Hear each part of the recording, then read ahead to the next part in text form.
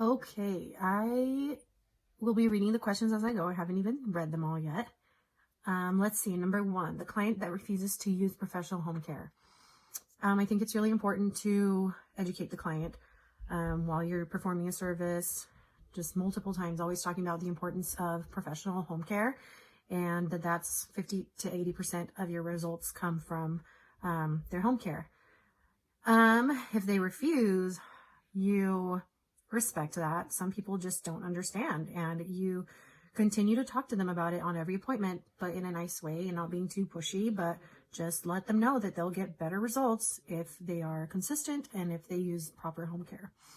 Maybe it's important to even put together a few samples for them. Number two, the client that brings their child to the appointment. That depends. If I work at a place that already has that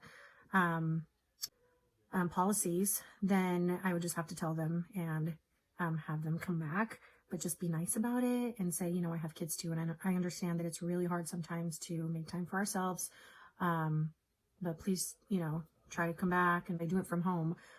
It's important to have that policy and send them an email before they come to the appointment, right as they schedule, send them an email or a text message reminding them.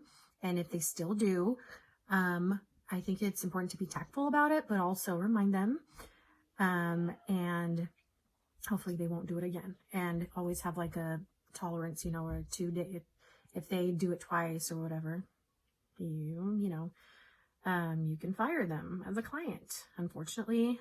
But yeah, you can decide who you take on as a client or not. Number three, the client who is a know-it-all and keeps interrupting you. I have had that before. Honestly, in my opinion, it's better to just stay quiet. Sometimes a client does want not necessarily stay quiet, but a lot of the times agree with them or agree to disagree. Not try and keep saying, oh no, but this is how it's done. I think it's important to always be tactful, nice, and not get into any arguments with your client. It's not worth it. So, client who seems disinterested and doesn't talk.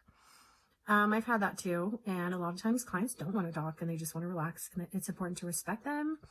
And you can usually tell when a client is either shy and maybe they want that extra, they want you to do all the talking, or a client that is usually talkative and you notice that they're not up for it that day. They don't want to talk, they just want to relax. And you can even ask, like, do you prefer talking? Do you, like to talk, or do you want to just relax? Because I'm fine with both. Okay. I'm having to do another video because the first question was posted and I had to go answer to that. So let's continue. Number 5, I think. The client who has obviously not been truthful on the health history form. That's a tricky one. It's important to ask every little detail, even stuff that isn't on the health form. While you are performing the treatment, you ask them extra questions. I know that the aspirin one isn't on the health history form. I mean, it does ask, are you allergic to anything? But a lot of people won't think of every little thing. So ask them specifically, aspirin because of salicylic acid. So just things like that. Even if they're lactose intolerant and things like that is important to know for even when you're trying to treat acne and figure out why they're breaking out so much. There are lots of things that you can bring up and know.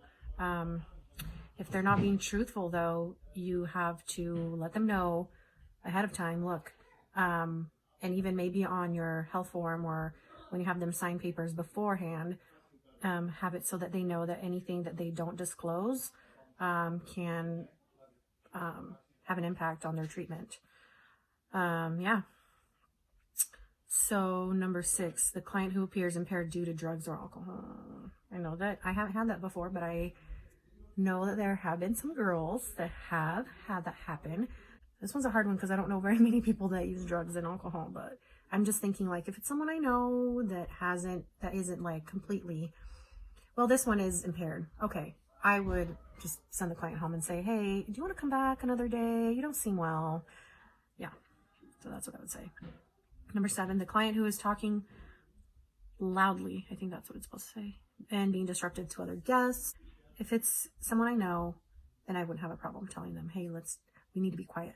That's the other way too, is just tell them we need to be quiet so they don't think it's just them that is being, disruptive, that it's both of you. And you can say that we're being too loud and there are other people here getting massages and, you know, more relaxing treatments, so we probably need to be quiet, or I don't know, something like that, but in like a funny way or a nice way that isn't going to make them upset. The client who is late, it depends on how late. You need to have a time policy as well, or tolerancy. I don't know if that's a word. I think 15 minutes is what is okay. After that, you just put it on your thing that you can't, you know, you need to send out a text or an email as well before the treatment saying that that's your time limit.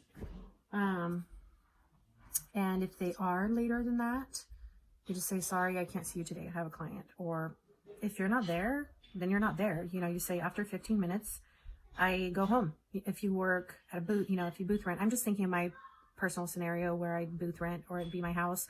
I would have that on the text. After 15 minutes, I'm either going to be taking other clients, or I probably won't even be there anymore. I will leave because I don't have any more clients. So they know, you know, and I don't think that it's bad to tell them that. They need to know. Okay, sorry, I had to stop again. Number 9, the client with unrealistic expectations. I feel like it's very important to be upfront with every client and say how many, if they're going to need a series of treatments and what to expect, and that everyone's results are different, and just be open and honest with that person. Even if it doesn't meet their expectations, if you tell them that they're looking amazing and that it is making a difference, even if they don't see it, they're going to trust you and they're going to know that it really is. And a lot of times we can see more than we notice every little thing, and we pay attention to their skin. It's important to take before and afters so that they do see those changes, because it's really hard to see the difference when you don't have before and afters. The client who refuses to wear sunscreen. I feel like so far my clients have been really good about wearing sunscreen, and unless they're lying to me. But if I have a client that refuses, I'd be like, just keep telling them. Just keep telling them every single time. And even make it funny. Ease your clients and be like, you know, if only you would wear sunscreen, you know, in a funny way. Yeah, and just, and like I said, even if you have to give them a sample and just be like, wear your sunscreen. Send them reminders. Text them, you know, wear your don't forget to wear your sunscreen today. I think they'd appreciate something like that. 11, the client that has a contraindication for their scheduled service. I've had that happen before, and usually what I do is I tell them they can't have that. They can't have that treatment or service that day. And a lot of them are really okay with it because they don't want anything to happen to their skin. You know, if it's, they're still on a retinol or just did a chemical peel and they have a wax appointment, they know what's going to happen. You tell them what could happen, and they are okay with not having their skin pull. So, what I do is I always offer a different treatment that will take the same amount of time, and it'll be, you know, something enjoyable, or that they can get the same results, or even if it's something completely different, I give them the option of getting a different treatment. And if not, they'll just go home and it's fine. They'll understand. So that's it.